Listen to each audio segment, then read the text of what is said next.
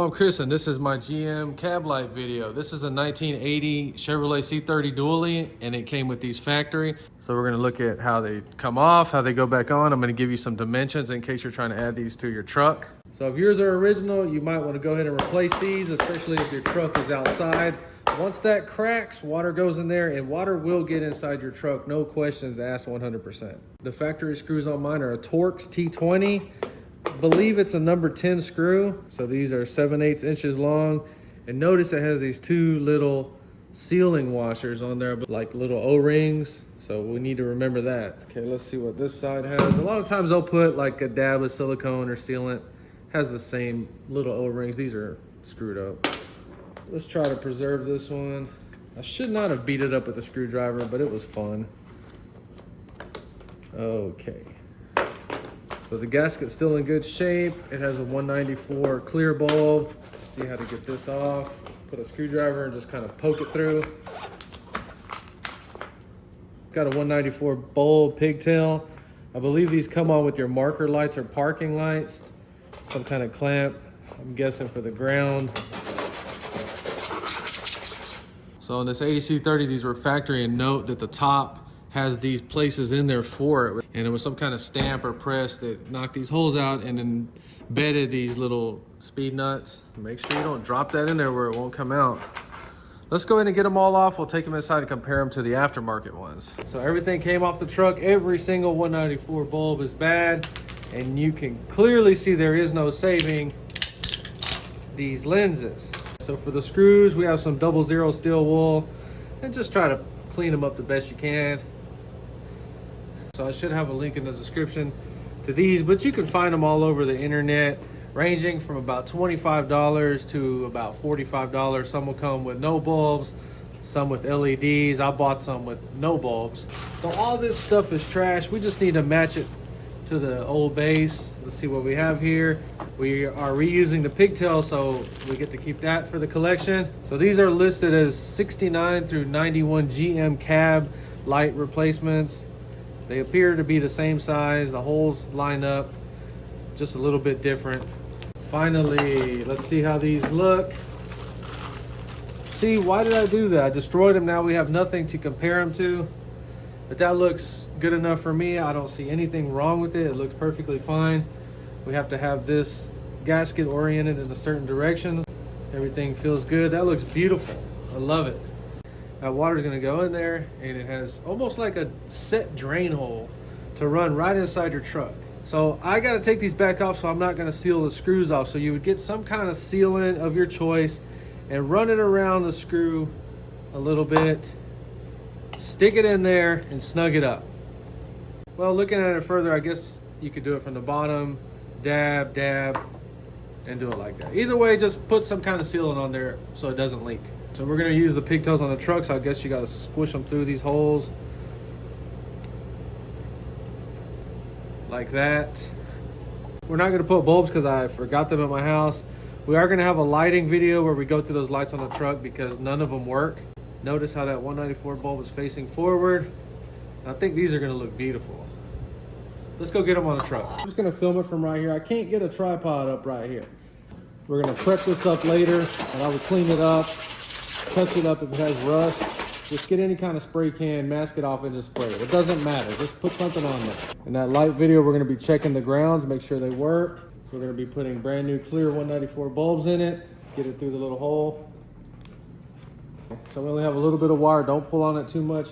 This piece should fit inside this gasket. So the originals fit in there very well.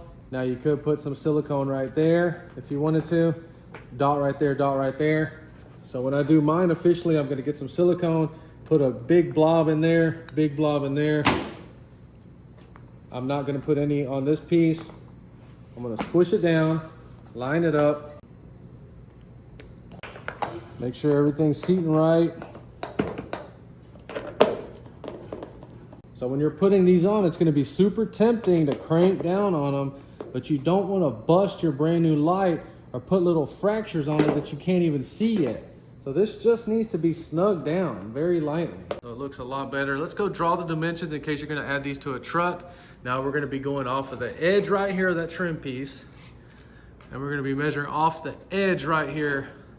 So the tape measure up right there and right there. So another thing is I'm standing right on the side of the truck like I'm gonna T-bone it if we were getting in a wreck. That's where we're getting the measurement straight off that trim piece.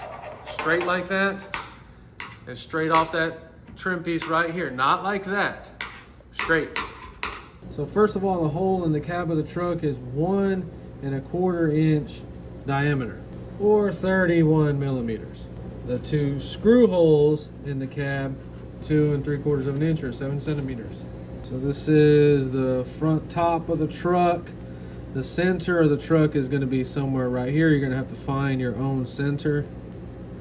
So remember, we had the rubber gasket. We're going to measure right here on the edge of it. And then we have this little stainless trim piece. We're going to have a screw in it right here. We're going to measure on the edge of it. So this is the 1 1/4 inch circle right here for your wiring hole. So the center line of that hole, that's what we're looking for. Right here, it's 3.5 inches. You're going to have to convert that to centimeters and millimeters. So we're drawing a number up here, but you're going to be getting your measurement right here with a tape measure or ruler. And I got 5 3/8. And use that number at your own risk. Don't hate me if it's a little bit more or less. So then you're going to find your center, and these are 5 1/4. So somebody might say, well, you got 5 1/4 there. Well, that's probably 5 1/4 too. Well, the problem is you're trying to get your measurement on a curve right there. So it could possibly be 5 1/4, 5 3/8, or 5 5/16, somewhere in that range. But that's what I felt most comfortable with. So the 3 in the center are 5 1/4 from the edge of the windshield. Now the only other measurement you need is the distance from this one, which is exactly 6 inches. All right, just study a little bit, you'll figure it out. Everything is there, and you're going to mirror that 6 inches this way, 5 1/4, and then mirror that on the other corner. That's it. Let's go get all these on the truck and see what they look like. They do come with the screws. If you need to use these, we're reusing my screws. Let me get them on the truck. So all the cab lights went on there perfect with no problems.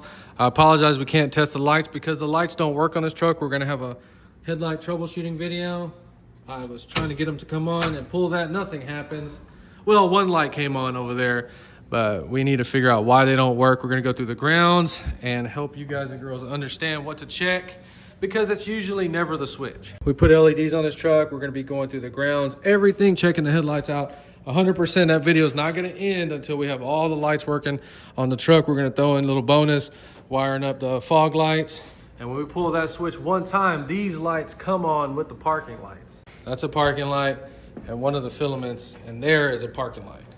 And we're doing these videos kind of out of order randomly because I'm going through my parts, trying to get rid of as many boxes as I can. See, I got rid of 2 boxes, and somebody out there on the internet's gonna say, hey man, I want those lights, don't throw them away. They'll sit there for a week.